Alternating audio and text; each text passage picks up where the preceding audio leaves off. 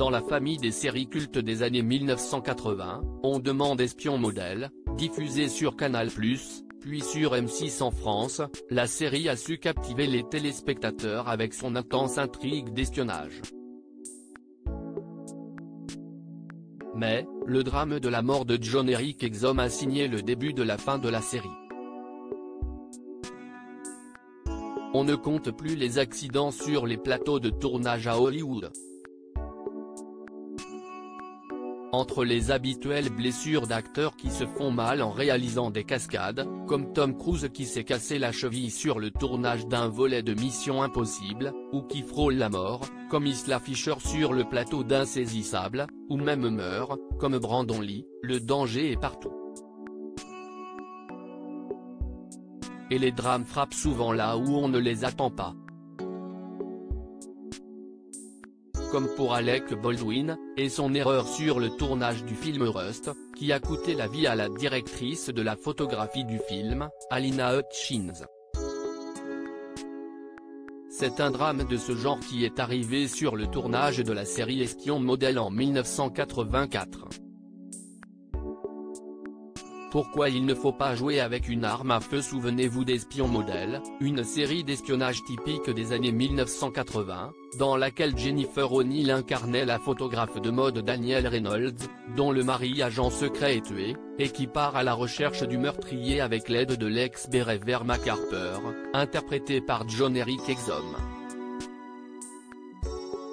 Série qui après la découverte de l'assassin dans le second épisode, faisait voyager ces deux personnages à travers le globe dans des missions périlleuses et passionnantes. Quelle a été la surprise des spectateurs, quand au milieu de la diffusion le personnage de Mac Harper décède subitement. Une mort qui tient son origine d'un événement survenu sur le tournage de la série. Le 12 octobre 1984, alors que le tournage se déroule sans accroc, l'acteur et mannequin américain John Eric Exum prend du bon temps sur le plateau. Le tournage prend du temps, il y a des problèmes techniques à régler. L'acteur s'impatiente, et on lui annonce qu'il y aura encore du retard. C'est alors, que pour rire, il prend dans ses mains l'arme de son personnage, un Magnum 44, et porte l'arme sur sa tempe. Il lance plein d'humour: vous y croyez à ces conneries, puis appuie sur la gâchette. Une idée bien malheureuse, car l'arme est chargée. Une balle à blanc heurte alors son crâne qui se fracture et cause une hémorragie interne. Il est alors conduit en urgence au Beverly Hills Medical Center, où il reste dans le coma pendant une semaine, avant d'être déclaré mort le 18 octobre 1984. Un drame qui a marqué sa co-star Jennifer O'Neill qui s'était empressée d'appeler à un plus strict contrôle des armes à feu sur les plateaux hollywoodiens. Quelle tragédie!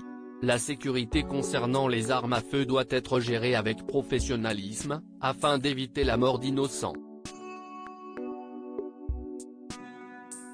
Cependant l'actrice garde pour dernier souvenir son binôme qui faisait l'idiot sur le plateau avant de mourir. Un terrible accident qui prouve que parfois la chute d'une bonne blague peut être violente.